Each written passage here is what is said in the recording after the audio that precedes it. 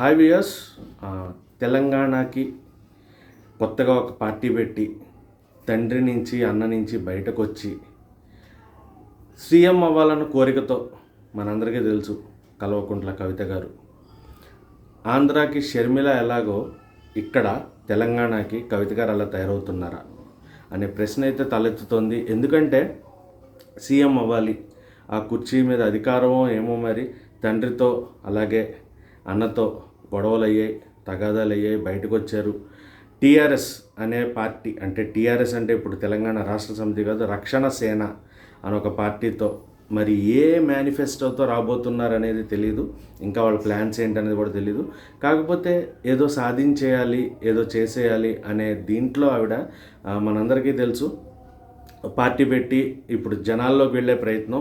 కాకపోతే ఎక్కడా కూడా సక్సెస్ఫుల్ అవుతున్నట్టుగా ఎక్కడా కనిపించట్లేదు. ఆల్మోస్ట్ ఆమె ఏం చేసినా కూడా రాస్తారోకోలు, ధర్నాలు ఏవేవో చేసే ప్రయత్నాలు చేస్తున్నారు. ఏం చేసినా కూడా ప్రజల్లో అయితే కవిత గారి పేరు కానీ ఆ పార్టీ గురించి కానీ ఎక్కడా మంచి స్పందన లేదు. అలాగే తెలంగాణలో ఆమె చేస్తున్న పనులు ఏవి కూడా ప్రజలందరికీ కూడా అందుబాటులో కానీ చేరువలో కానీ లేవు. సో ఇప్పుడు రీసెంట్గా పవన్ కళ్యాణ్ గారు ఎప్పుడైతే తెలంగాణ రాష్ట్ర ఆవిర్భావ దినోత్సవం నాడు మీటింగ్ పెట్టి నేను ఇక్కడ ప్రచారం చేస్తాను, నేను ఇక్కడ పోటీ చేయబోతున్నాను, ఇక్కడి నుంచి నేను కూడా నెక్స్ట్ ఎలక్షన్స్లో నిలబడుతున్నాము అని ఎప్పుడైతే చెప్పారో, పవన్ కళ్యాణ్ గారిని తిరిగితే కొంత మైలేజ్ వస్తుందేమో, పవన్ కళ్యాణ్ గారిని తిట్టడం వల్ల లేదా పార్టీని విమర్శించడం వల్ల జనాల్లోకి వెళ్ళొచ్చు అనే ఒక దురుద్దేశం ఏమో తెలీదు. అలాంటి ఒక ఆలోచనతోనే కవిత గారు ముందుకు వచ్చి ఎక్కడ లేని అనవసరమైన మాటల్ని తీసుకొచ్చి పవన్ కళ్యాణ్ గారి గురించి, జనసేన పార్టీ గురించి, ఇక్కడ వస్తే జనసేన వస్తే వాళ్ళకి మెయిన్గా ఆమె పార్టీకి కావచ్చు, ఆల్రెడీ 2 పెద్ద పార్టీలు కొట్టుమిట్టాడుతున్నాయి ఇక్కడ, టీఆర్ఎస్, కాంగ్రెస్. వీటితో పాటు 3వ పార్టీగా జనసేన స్ట్రాంగెస్ట్ పార్టీగా రాబోతుంది తెలంగాణలో. ఇది కూడా మనకు అర్థమవుతుంది. కానీ ఈ కవిత గారు ఒక చిన్న పార్టీ పెట్టి ప్రజల నుంచి ఎలాంటి స్పందన లేకుండా, ప్రజలకు ఇప్పటిదాకా చేసిన మంచేది లేకుండా, ఇంకా ప్రజలకు ఏం చేస్తానో అనేది చెప్పడం మానేసి, మేనిఫెస్టో పెట్టుకుని తన ఆలోచనలు చెప్పడం మానేసి వేరే వాళ్ళని తిడుతూ, వేరే పార్టీని, పవన్ కళ్యాణ్ గారిని విమర్శిస్తూ ఎదగాలి అనుకునే ప్రయత్నం చేస్తూ ఎంత దిగజారిపోతున్నారు అనేది మనకు అర్థమవుతుంది. సో ఇలాంటి అవసరమా? ప్రజలకు ఏం చేస్తున్నారు అనేది చెప్పాలి. ప్రజలకు మీ పార్టీ వస్తే ఎలాంటి మంచి జరుగుతుందని చెప్పడం మానేసి ఎవరో పార్టీ పెడుతున్నారు, ఎక్కడో పార్టీ వస్తుంది, ఆంధ్ర నుంచి వాళ్ళు వస్తున్నారు, ఇవన్నీ కాకుండా మీరు ఏం చేస్తారు? తెలంగాణ కోసం మీ తండ్రి, మీ అన్నయ్య గతంలో ఉన్నప్పుడు మీరు ఆ పార్టీతో కలిగి ఉన్నప్పుడు ఏం చేశారు? ఇప్పుడు మీరేం చేయాలనుకుంటున్నారు? ఈ 2 ఏళ్ల కాలంలో ప్రభుత్వం ఏం చేయలేదు, మీ నుంచి వచ్చే సత్ఫలితాలు ఏంటి? ఇలాంటివి చెప్పడం మానేసి ఎంతసేపు పవన్ కళ్యాణ్ గారి మీద పడాడడం ఏంటి? ఎందుకంటే కాంగ్రెస్ 2 ఏళ్ల ప్రభుత్వం మనం చూసాం. 10 ఏళ్ల పాలనలో టీఆర్ఎస్ చేసింది ఏంటో కూడా మనం చూసాం. బీఆర్ఎస్గా మారింది భారతీయ రాష్ట్ర సమితి. ఇప్పుడేమో తెలంగాణ రక్షణ సేన అంటూ కవిత గారు పార్టీ పెట్టారు. సో వీళ్ళందరినీ పక్కన పెడితే ఒక్కవేళ సేమ్ 2024 ఎలక్షన్స్ ఆంధ్రాలో ఏదైతే జరిగిందో ఇక్కడ కూడా తెలంగాణలో నెక్స్ట్ ఎలక్షన్స్లో కూటమిగా టీడీపీ, జనసేన, బీజేపీ కలిసి పొత్తుగా పోటీ చేస్తే మిగతా వాళ్ళ పరిస్థితి ఏంటి? ఇక్కడ మళ్ళీ అలాంటి చరిత్ర సృష్టించే అవకాశాలు ఉన్నాయా?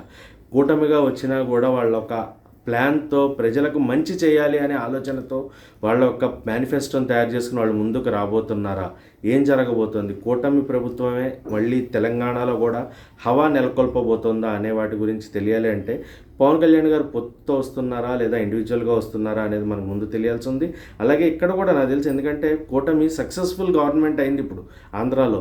అదే సక్సెస్ఫుల్ గవర్నమెంట్ తెలంగాణలో కూడా చేసే ప్రయత్నాలు పవన్ కళ్యాణ్ గారు చేస్తున్నారు అనేది తెలుస్తుంది. ఎందుకంటే బీజేపీ, సనాతన ధర్మం, ఇవన్నీ కూడా ఆర్ఎస్ఎస్ రిలేటెడ్ ఇవన్నీ కూడా కలిసి మూకమ్ముడిగా చేస్తున్నారు. వాళ్ళందరూ కూడా ప్రజలకు ఏం కావాలి, మన యొక్క ధర్మాన్ని, మన యొక్క హైందత్వాన్ని ఎలా కాపాడుకోవాలి, ఇలాంటి విషయాల గురించి చాలా క్షుణ్ణంగా పరిశీలిస్తూ ప్రజలకి ఎంత మంచి చేయాలో, రూరల్ ఏరియాస్లో ఎంత డెవలప్మెంట్ తీసుకురావాలో అంతా తీసుకొస్తూ వాళ్ళు ఆంధ్రాని ఎంత డెవలప్ చేస్తున్నారో చూస్తున్నాం. అదే కూటమి, అదే ప్రభుత్వం, అదే మన బీజేపీ గవర్నమెంట్తో పాటు పవన్ కళ్యాణ్ గారు వస్తే కనుక తెలంగాణ కూడా ఒక మంచి గవర్నమెంట్ని, మంచి అభివృద్ధిని చూసే అవకాశాలు అయితే ఉన్నాయి.